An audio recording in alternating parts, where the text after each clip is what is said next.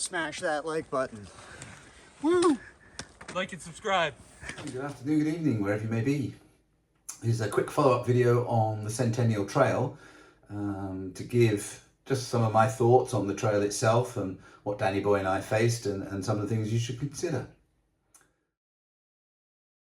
So probably the first place to start is just a little bit about the trail itself. I didn't know too much about the actual trail.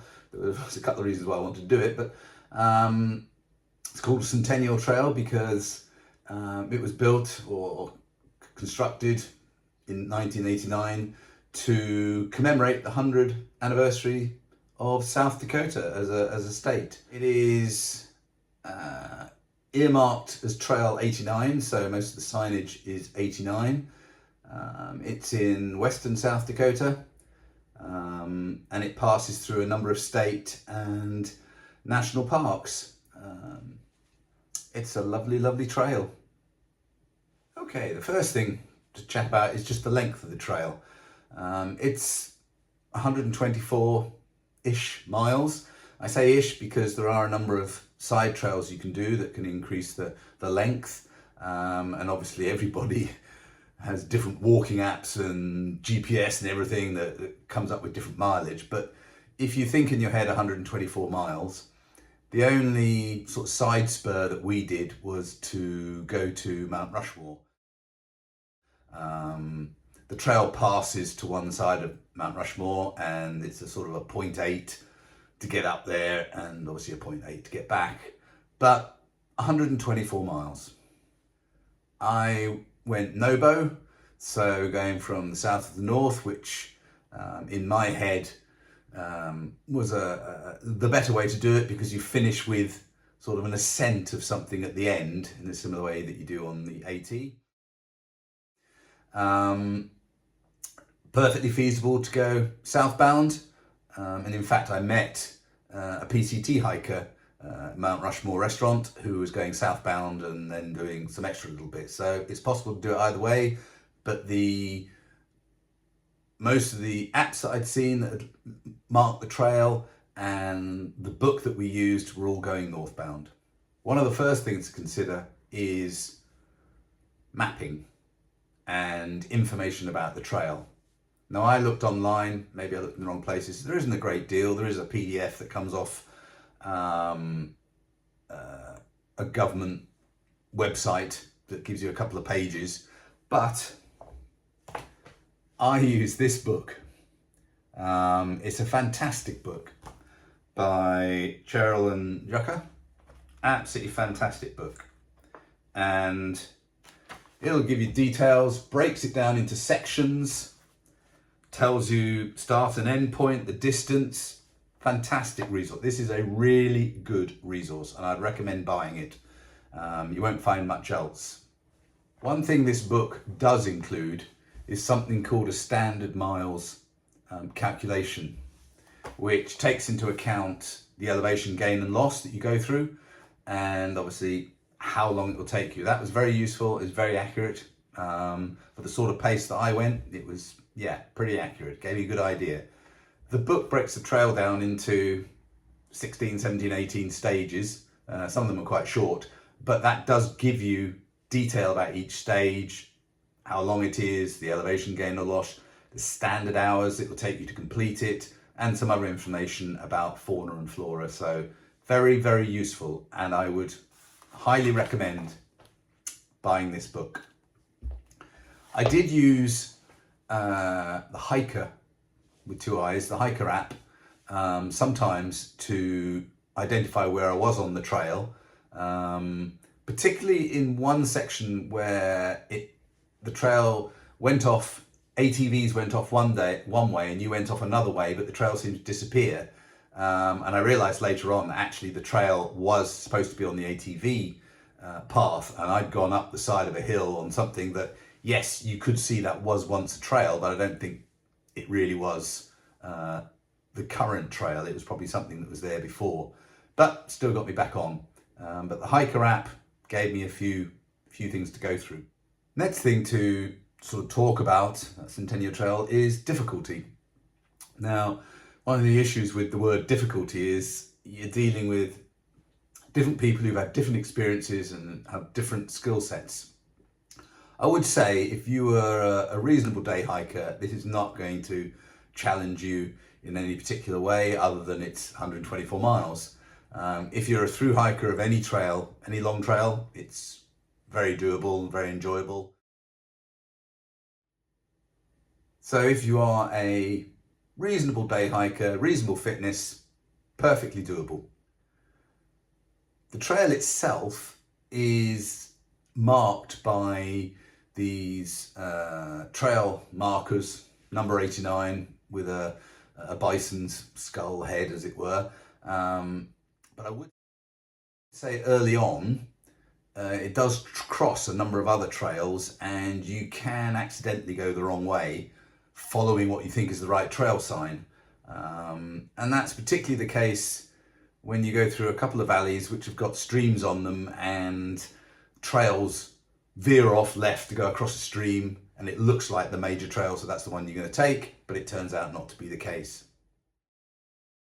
Two extra things to note about the trail. The first one is ATVs, all-terrain vehicles.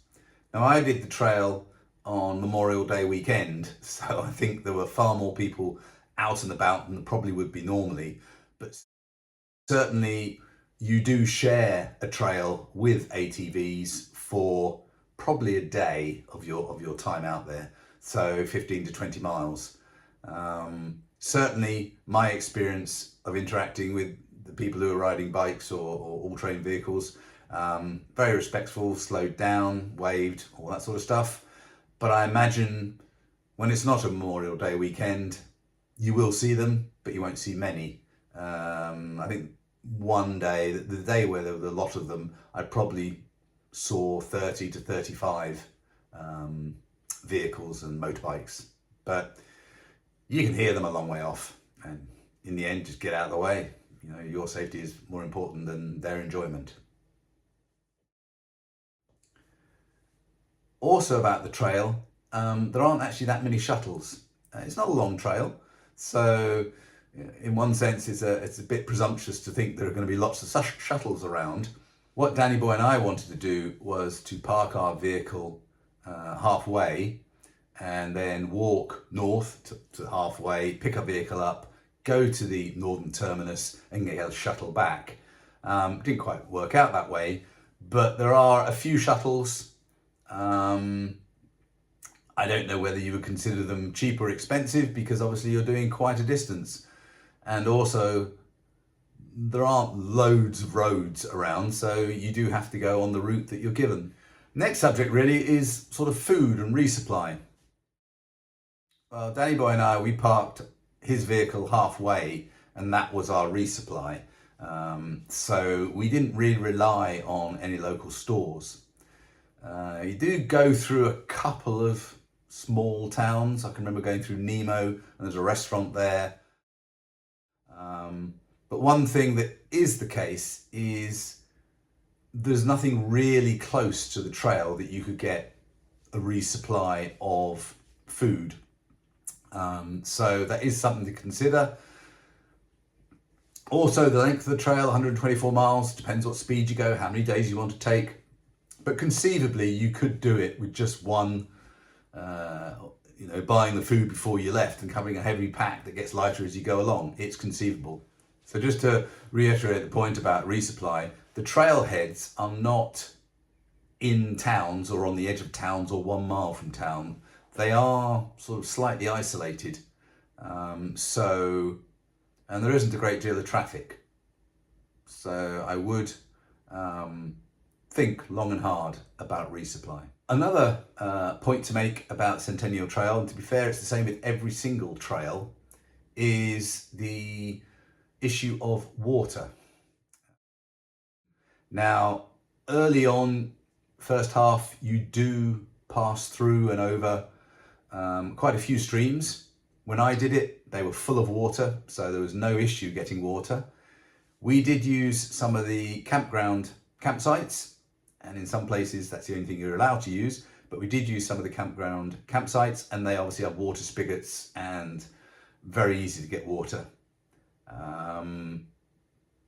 I do accept that it really depends on what time of the year you are going on the trail as to how much water is available, and obviously, you know, how much snow there had been over the winter and the melt of it and so forth.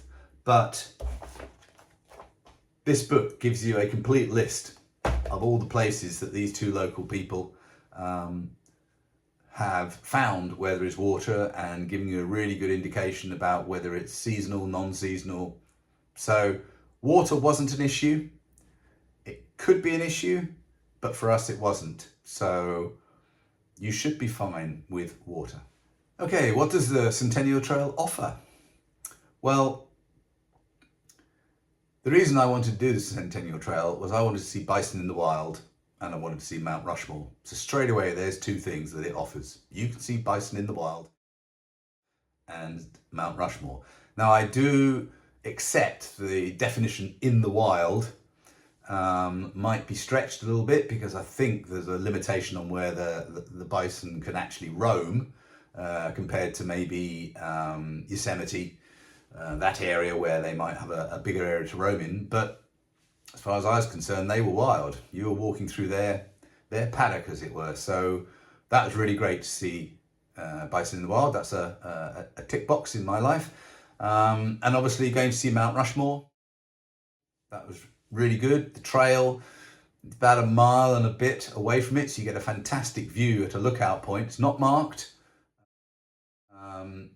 For people who are reasonably experienced at day hiking and seeing little blue trails to go off to a viewpoint, there isn't an indicator to go off to this viewpoint, but you get a feel as to where the viewpoint is. You go after it, wow, there's a fantastic view of Mount Rushmore. And then a bit further on, you can get to the spur, you can actually go up to it and go and see it if you wish to. Other things, other wildlife, prairie dogs, different types of deer. There are loads of different birds, snakes. So there's quite a lot of wildlife out there. And the time of the year we went, flowers, flora, there wasn't a great deal. You could see that, you know, there is certainly a lot that can be seen, but it was a good mix. So the flora and fauna, yeah, you get quite a mix that you can see. Trails like this, they've got mountains or hills, and beautiful forest, beautiful ponderosa sort of landscapes, and obviously prairie walking, because you are going through through quite a piece of the prairie land in order to get to Butte at the end. So what did it have to offer? An awful lot, I think, in summary. Bison, Mount Rushmore, lots of other wildlife, Butte at the end, prairies, mountains, walking through forests, which is not bad for about 120 odd miles. So it's well worth doing as a walk, and there's a lot to see. So that's it. That's my quick review of the Centennial Trail. Would I recommend it? Absolutely, absolutely. It is a hidden gem in the US. You get quite a lot in 120 odd miles, and it's not very busy. So you really can get out there and be alone. Smash that like button. Woo! Like and subscribe.